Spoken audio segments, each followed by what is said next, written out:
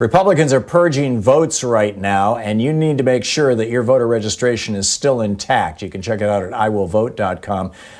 Greg Palast explains. Check it out. Leave your comments, ding the bell, share it with your friends, and subscribe to our channel. On the line with us, our old buddy Greg Palast, the investigative journalist known for his reports for the BBC, The Guardian, The Rolling Stone. He's the author of the new book, How Trump Stole 2020, The Hunt for America's Vanished Voters. And Greg, welcome back. Tell us about your lawsuit threat to the Georgia Secretary of State, Raffensperger. Do I have that right? Raffensperger, believe it or not. It's about his Purgeon ways. He's the Purgeon general of Georgia.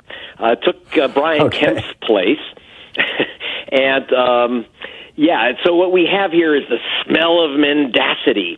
As you know, and we reported on your program, first broke the story on the Thom Hartmann show, that the ACLU had issued a report by the Palast Investigative Fund and our experts saying that this guy Raffensperger, this GOP, there's no other way to put it, a stooge, removed 313,000 Georgians from the voter rolls in October of last year. And I put my address experts on it, and he said he got these names mostly from the U.S. Postal Service. So I literally hired the Postal Service and their licensed expert, a company named Merkel Company, and four other expert specialists.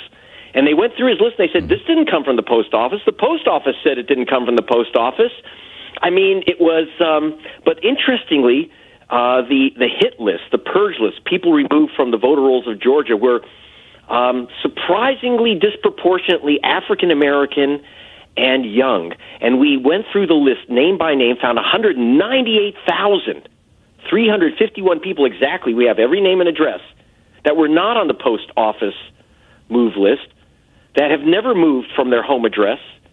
And he removed them as voters in Georgia because he said, well, they left the state or they left Atlanta. It's a lie. We caught him in the lie, and then he demanded that, and then we said, well, where did you get these bogus numbers? And when he wouldn't answer, we said, well, guess what? Under federal law, you have to tell us. You can't, this is not Georgia of the Soviet Union. This is Georgia of the United States, believe it or not.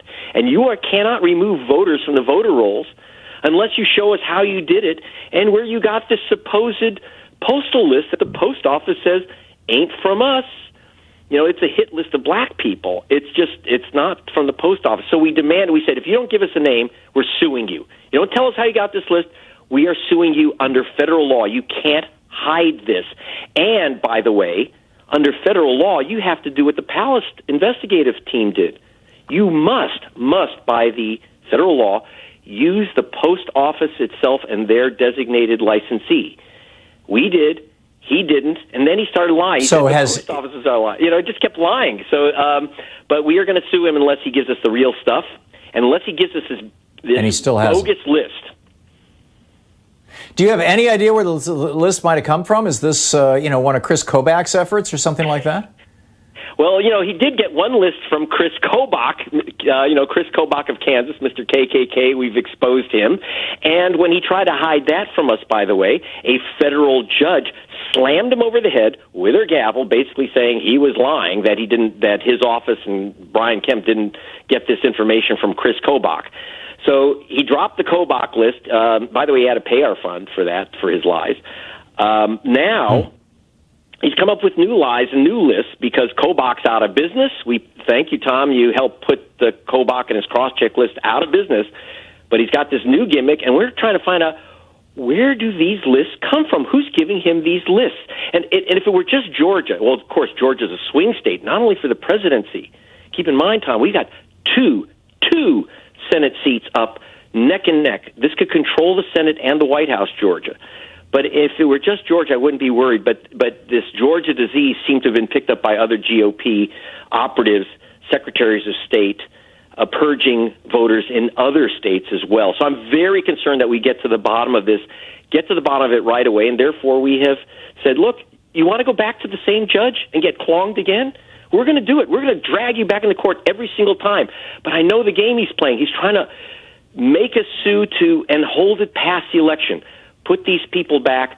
We held a press conference with Black Voters Matter Fund and Latasha Brown, and to say, look, the ACLU caught you with this Jim Crow operation. Now put these people back. But he has not yet done it, right?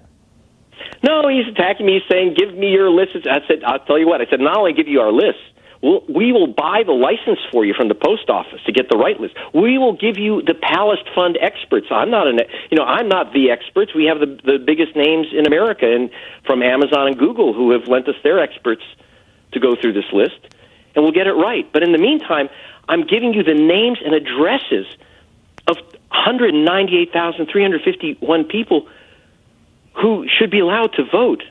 And anyone in Georgia, right, please check your registration or go to SaveMyVote2020.org and see if you've been purged. Right. There you go. Or IWillVote.com. That'll get you there, too.